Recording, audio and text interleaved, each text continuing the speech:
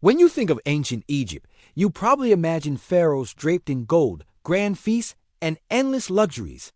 But a pharaoh's actual dinner table was often surprisingly simple. The majority of the population were farmers, laborers, or artisans. Well, yes, but also no.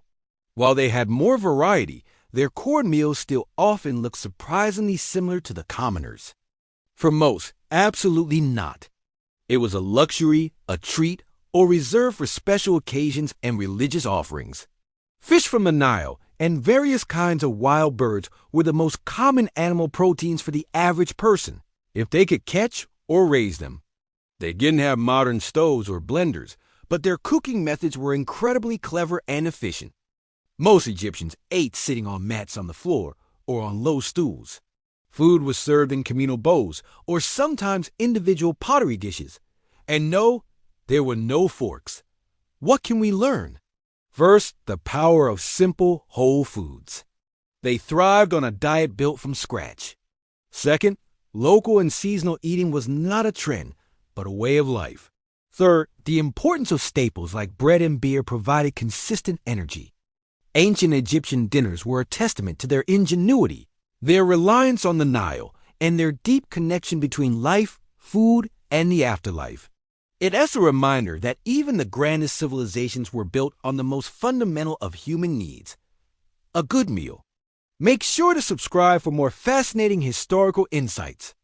Eating was done primarily with the hands, though spoons made of wood or ivory were sometimes used for liquids or soft foods.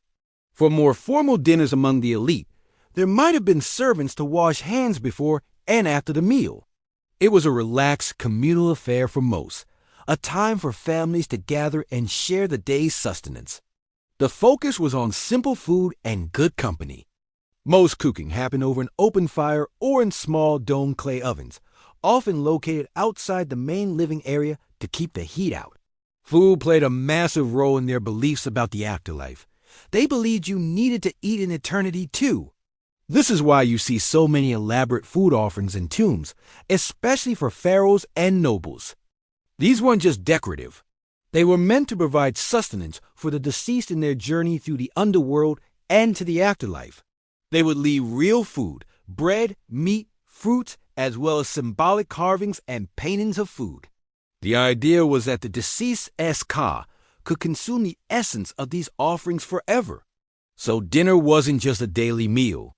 It was a preparation for eternity. Bread was baked in these ovens, or sometimes directly on hot stones. Stews and porridges would simmer in clay pots. They had basic tools, grinding stones for flour, simple knives, and a variety of pottery bowls and jars for mixing, cooking, and storing. Food was prepared simply, often boiled, roasted, or mashed. The focus was on wholesome, fresh ingredients, cooked with basic but effective techniques. These were easier to obtain than larger land animals. Larger animals like cattle, goats, and sheep were expensive to raise and maintain. They were often viewed as a form of wealth. So, unless you were very rich or part of a temple staff, beef or lamb would be a rare indulgence, perhaps eaten only on feast days or major festivals. For the poor, it was likely an incredibly rare treat. Their bread might have been finer, made from sifted flour. Their daily diet was packed with plant power. They ate a lot of onions, garlic, and leeks, which were not just food but also believed to have medicinal properties. Lentils, chickpeas, and broad beans were staples for protein and fiber. For fruits, dates were incredibly important. They were eaten fresh, dried for storage, and even fermented into a kind of wine. Figs, grapes, pomegranates, and melons were also popular when in season. These natural, fresh ingredients were fundamental to a healthy Egyptian diet. Their beer would be higher quality, and they'd also drink wine, imported from vineyards or made locally. But the biggest difference was the amount and variety of protein and additional dishes. For the elite, dinner could include roasted duck, goose, or pigeons. Fish from the Nile was common. And for truly special occasions, they might have beef or mutton. They would also have richer stews, more exotic fruits, and honey-sweetened cakes and pastries. So, more options, but still built on that ancient bread and beer foundation. Their dinners were simple, practical, and highly nutritious. Their evening meal would mostly consist of the staples, bread and beer. But added to that would be a variety of vegetables and pulses. Think fresh onions, garlic, leeks, cucumbers, and lettuce.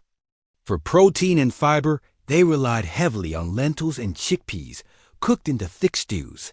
Fruit was also a common addition when in season, especially dates and figs, which were sweet and packed with energy. It wasn't fancy, but it was a balanced and incredibly effective diet for people who worked hard from sunrise to sunset. And what about the everyday Egyptian? Their evening meal was incredibly ingenious and vital for survival, but probably not what you think. Let's get straight to the bedrock of every ancient Egyptian meal, from the poorest farmer to the mightiest pharaoh: bread and beer. These weren't just parts of the meal. They were the meal, often making up 70 to 80% of an Egyptian's daily calories. Ancient Egyptian bread was coarse, made from emmer wheat or barley, and sometimes contained grit from the grinding stones, which means ancient Egyptians had pretty worn-down teeth. And their beer was thick, nutritious, and safer to drink than water. So for dinner, you can almost guarantee a good portion of bread and a healthy swig of beer. They were the ultimate energy source, fueling the workers who built the pyramids and the farmers who tilled the fertile lands along the Nile. Now, let's look at the dinner plate of the average ancient Egyptian. Okay, so what about the pharaoh, the nobles, the priests?